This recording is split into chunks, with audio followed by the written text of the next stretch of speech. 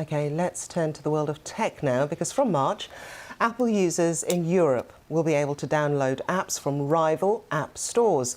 As it stands, Apple only permits iPhones and iPads to use its own app store, and it takes a hefty cut, charging developers up to 30% commission on downloads. But after a long fight, it's now been forced to change its policies by new EU competition rules. Our technology editor, Zoe Kleinman, explains. The way the system currently works is if you're an Apple customer, you can only get your apps from Apple's App Store and you can only make payments using its own systems. Apple says this makes its products more secure, and it is true that you tend to get less malware on them. But developers have to jump through lots of hoops to get Apple's approval to go on the store, and some of them also have to pay big commissioning fees. And of course, for customers, there's no choice. If the app they want isn't in this one place, they can't have it. Since 2020, you haven't been able to get the app for the hit game Fortnite on the Apple App Store because its creator Epic says this is unfair.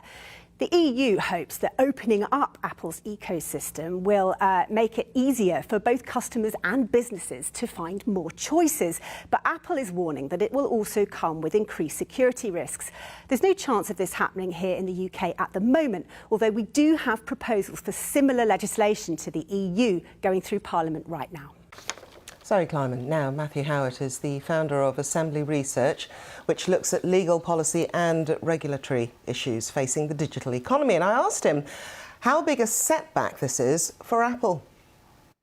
I think it is hugely significant. I think this is a historic change to what we have seen with Apple and the way that the App Store currently works. I think it is not just either a sort of piecemeal approach by Apple to potentially comply with these rules that come in from March across Europe, but a completely consolidated effort by them to do things differently. I think it remains to be seen whether or not the developers who have been looking to get access will be happy with what has been proposed. There, of course, still are fees for using alternative app stores, albeit less than the ones that are currently paying Apple.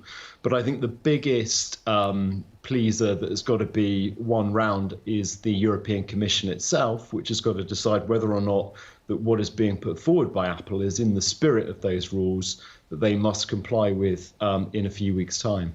Well, Phil Schiller, the Apple executive who's in charge of the store, did say that this was the best solution. It's particularly when it came to protecting privacy and also those security threats of users. Does it bring an increased risk of security? I think Apple for a long time has obviously prided itself that its closed ecosystem is the best way to achieve that security and privacy and generally good experience that consumers have had up until now. I think they have made it very clear that they're not at all happy with what is being proposed as part of the DMA, and they see this as a route to increased malware, as Zoe was saying, and also scams and impersonation. So they've made it clear that they've tried to do the best they can by putting in place different sort of requirements, but they're saying that they can't take away all of that risk entirely because they lose that control.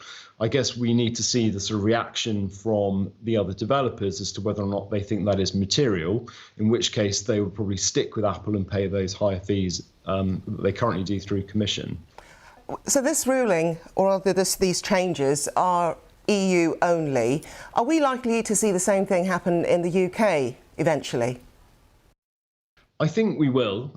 There is a very similar piece of legislation that is moving its way through at the moment, the Digital Markets and Competition Bill.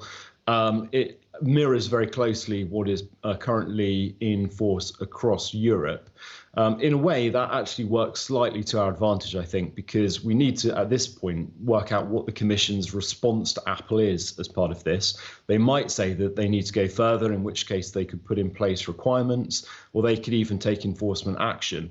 I think us being able to watch a little bit the Commission's reaction to this enables the UK to sit back and decide the best approach to take when it comes to Apple.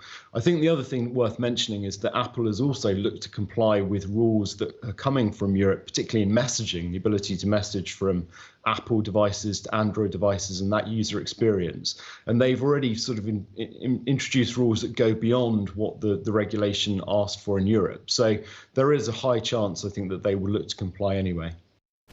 And that was Matthew Howard there speaking to me earlier.